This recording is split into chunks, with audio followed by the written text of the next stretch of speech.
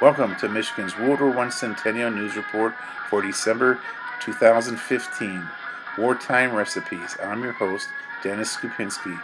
During this program, we're going to take a look at recipes that are over 100 years old that were designed to save wheat, meat, flour, and sugar.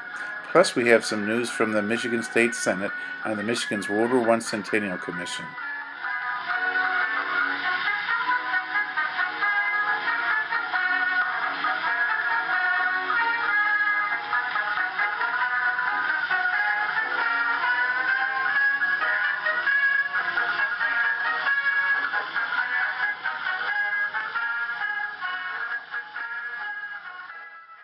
State Report from Lansing, Michigan. On Thursday, December 10th, 2015, State Senator Rebecca Warren from Ann Arbor introduced to the Michigan Senate Bill 670, which is for the formation of the WW1 Centennial Commission.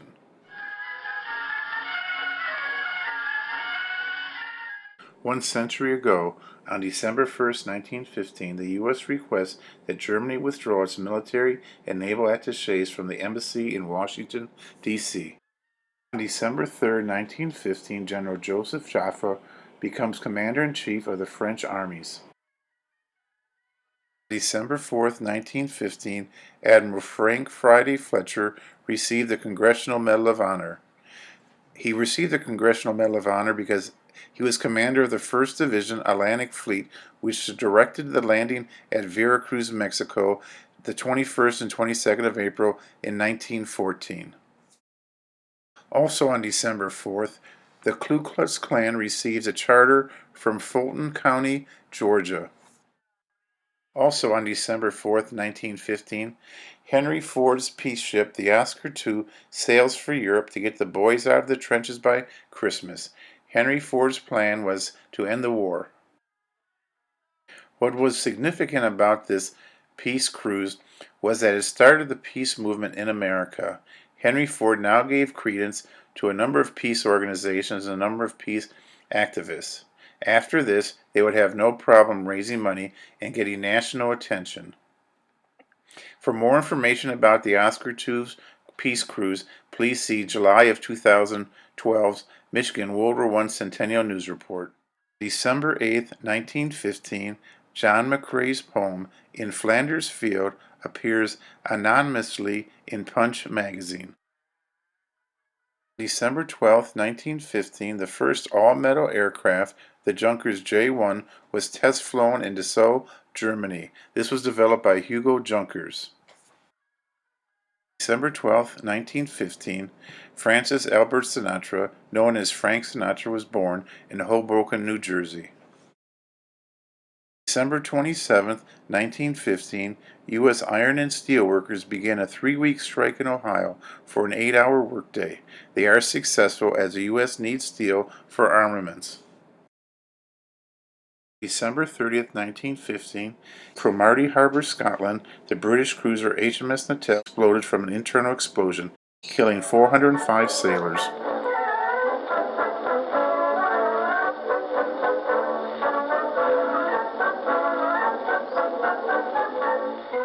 Manual for Army Cooks, printed in 1916.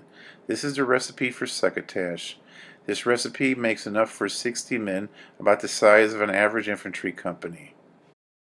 During this program, we scaled down the recipe, so instead of cooking for 60 men, we're only going to be cooking for about 6. Instead of cooking 1.5 gallons of corn, I only cooked 15 ounces, basically 1 can. Also, for lima beans, instead of 1.5 gallons of lima beans, I only cooked 1 15-ounce can. And instead of 1 pound of bacon, I used about 1 ounce of bacon. First of all, what we did was we mixed the corn, beans, and bacon. We seasoned to taste. Pour over the mixture sufficient beef stock to cover it. Place in the oven and stew for about 30 minutes. I put this at 350. Thicken slightly with flour and boil for another 5 minutes more, and then it is ready to serve.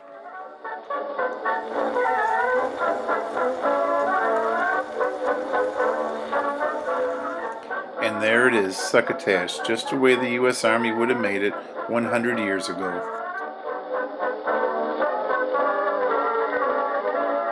Next recipe we're going to make is a cream sauce, and this is from Wartime Recipes by Janet Mackenzie Hill.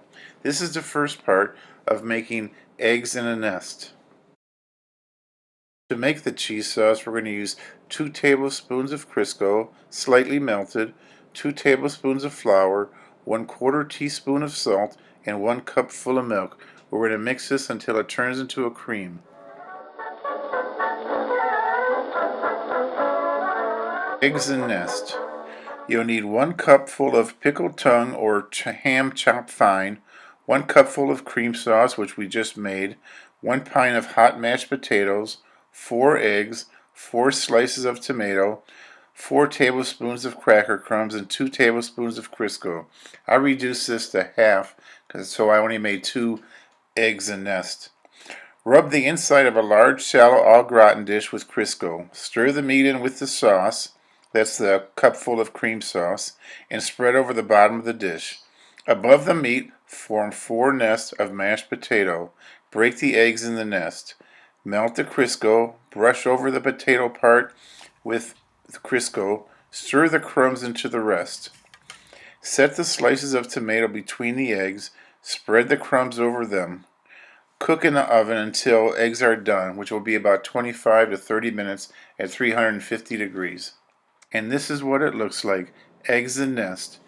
Sunny side up egg inside mashed potatoes, which are covered with Crisco to make them like hash browns, with ham and cream sauce spread around the sides. Next wartime recipe is mayonnaise dressing with Crisco. 1 cupful Crisco unmelted, 2 egg yolks beaten light, 2 teaspoons of mustard, 1 teaspoon full of salt, 1/4 teaspoon paprika, 1/4 teaspoon black pepper, 4 tablespoons of vinegar. Beat the Crisco to a cream. Very gradually beat in the yolks. Then the seasonings, and lastly, drop by drop, the vinegar. This will give you a smooth and tangy mayonnaise, which you'll be able to use on a number of items. Final wartime recipe for this program is tomato salad. Peel the tomatoes, cut out the hard piece around the stem, and let chill. When ready to serve, cut in slices, and then set them on heart leaves of lettuce, carefully washed and dried. Prepare the mayonnaise dressing by adding 2 to 3 tablespoons full of horseradish. When serving, serve a generous tablespoon of dressing on each slice of tomato. The wartime recipe tomato salad makes a wonderful holiday treat. You can also use this during other months of the year. With the mayonnaise dressing, you can use it on other vegetables such as I've used here on celery.